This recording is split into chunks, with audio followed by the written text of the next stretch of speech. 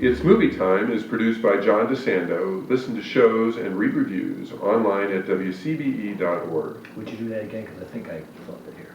Okay. It's Movie Time is produced by John DeSando. Listen to shows and read reviews online at wcbe.org. I'm John DeSando. And I'm Gary Hammond. And this is It's Movie Time. Yes, it is. All right, Gary, we've been doing blockbusters all summer. Yes. Could you please give me something that's kind of an antidote to all that supercharging? I think after Creed and Kandahar and all the killing and the brutally physical brutality, we entered into the sphere of Ireland in 1967 with the brutality of 40 years of resentment and recriminations. And it just was wrenching. And then redemption. Okay, and what's the name of this baby? The name of this baby is... What is the name of this movie? Let's call it It's The Miracle Club. Right, that it is. All right, The Miracle Club. Oh my, I'm raising my eyebrows now. Gary, what is this all about? What this is about is there was a very close group of people living in Ireland in 1917. Three youngsters, 17 years of age, a boy and two young girls. Their mother is obviously a generation older, and we meet them in 1967.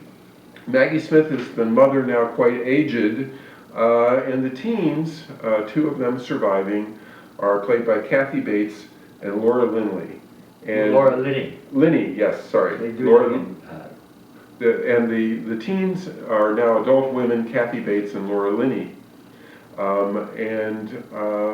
They have matured as movie stars, and they have matured from the teens that they once were, and they're now dealing with unfinished business from their teenage years. And boy, isn't that true of all families. Yes. So we've got a movie that actually could be enjoyed by everybody in the family, I think. Yeah, well... not younger kids, right? No, not younger Yeah, kids. because we do have an abortion theme coming in. We do have an Yeah. abortion theme coming But in. anyway, we start out in Ireland, and then, good Lord, much to the chagrin of some of those older ladies, they have to go to France of all places.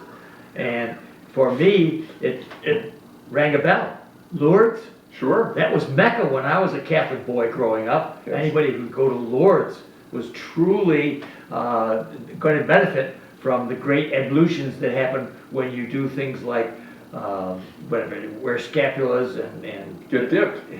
right, and maybe possibly drown, but at least you get baptism and so on. Anyway, so they've won it. They've won the prize.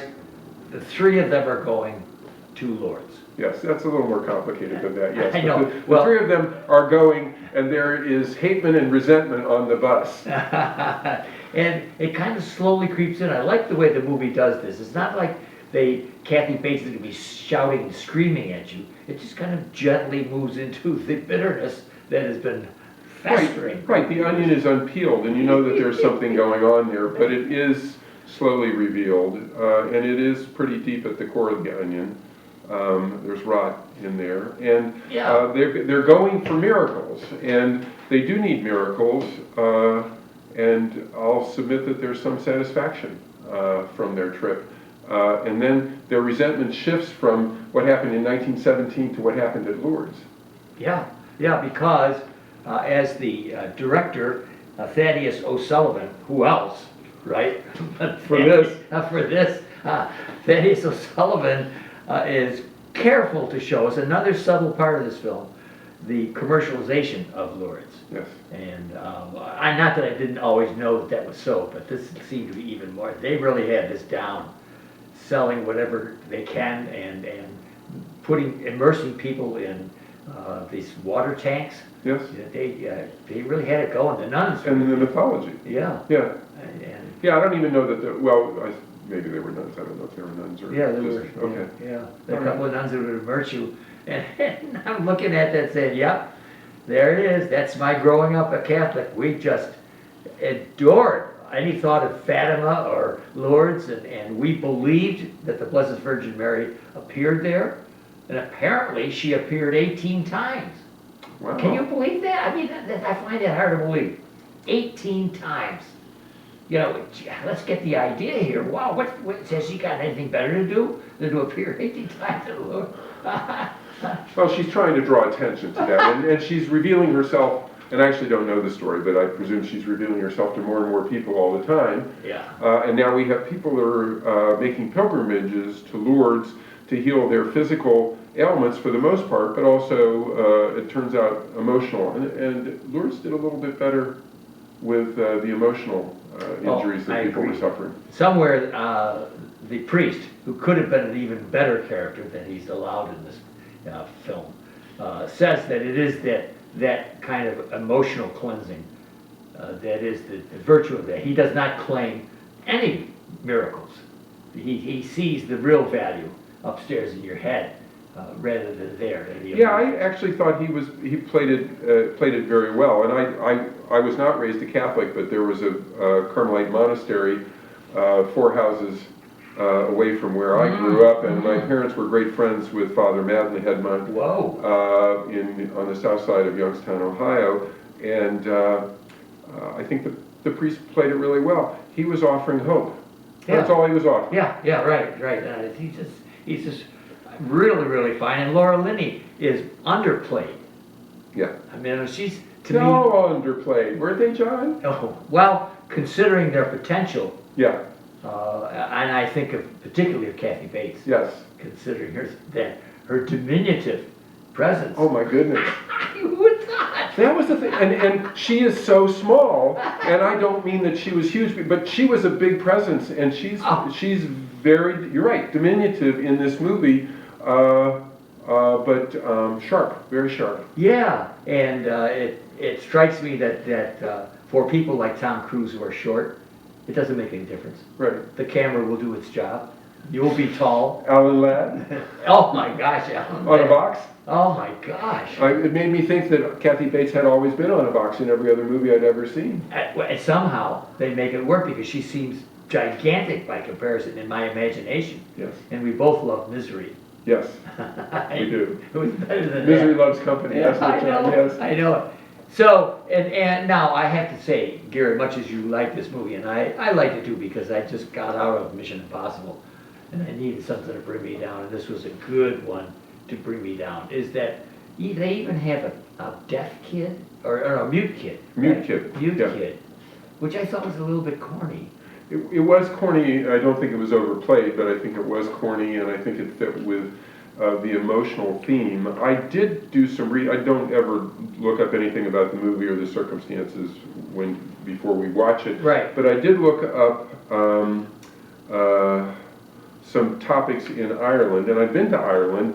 The representation of the home in 1967 was accurate to the extent that I have been in homes in Ireland in the 90s that hadn't been remodeled since they got water. And the point of that is that in 1917, most of the homes, 80% of the homes, did not have running water. Oh my. So they had okay. shared toilets and no water in the house, and so there were not facilities for various things. And these are the environments in which young women who were found themselves with child and without a husband were forced to deal with very tough decisions. Yeah. And there was a lack of tolerance and Yeah. a lack of medical care. Yeah, because Laura Linney, who seems to be the most level-headed of them all, is there perhaps just to pay the bills. I mean, I don't even think she's there for her relative who's for whom they had the funeral. She was drawn back after 40 years by her mother's death, but Right. but she came back because she had unresolved issues, Yeah, in my opinion. yeah. I'm wondering. That's good. I'm not quite certain that she came back. Well, she probably did, but I thought there were things that she had to attend to, which she went to immediately, rather than trying to deal with these women who were waiting just to get the heck out of get to dive bomb her and Maggie Smith, who always is good. Yeah. And good Lord, this woman is indefatigable. She is just getting older and older every time I see her, but she's still got a little bit of spunk to her. Oh, she's got quite a bit of But spunk. she's not Downton Abbey in this, right? No, No. No. Yeah, no. she's, She's, I wouldn't say salt of the earth, she's something more bitter. yes, yeah. Yeah, And I get confused, actually, the Kathy Bates character, Eileen, is that? yes, Used to be the bestie of Laura Linney. yeah, yeah. So they were best friends, but somehow her son, no, her, Maggie Smith's son, the friend of Laura Linney and Kathy Bates. yes, And I thought that there was jealousy there, but I resolved that that's not the case, that she didn't have jealousy, but she did have resentment. yeah. Well, what does this film, The Miracle Club, do for you in your understanding of Catholicism? How about that? And I know it's not meant to do that, but you're a big brain, so I thought, can you make a jump between this film and your understanding of Catholicism? I don't actually have, I wouldn't claim to have an understanding of Catholicism. Nor do I. Father Madden at the monastery was the nicest and most spiritual person that I had met, and being raised in the Protestant church, my parents went to Mass in the summer times in the garden, and I went with my mother after my father died. So, and I got experience, strength, and hope from his sermons, and don't understand an awful lot more about it other than that. He was a powerful person. Well, I'll close us off just by being an expert on Catholicism. Okay, then why did you ask me? No, I wanted to know what's an outsider, because an insider like me, who's fallen away Catholic, really can't be relied on because I was tortured by the nuns and by the way in which Catholicism was presented to me, which was pretty dogmatic.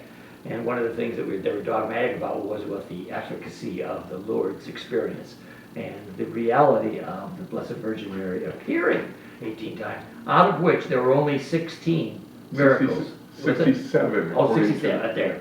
Yeah, but I think isn't the point of the Catholic practice the dogma?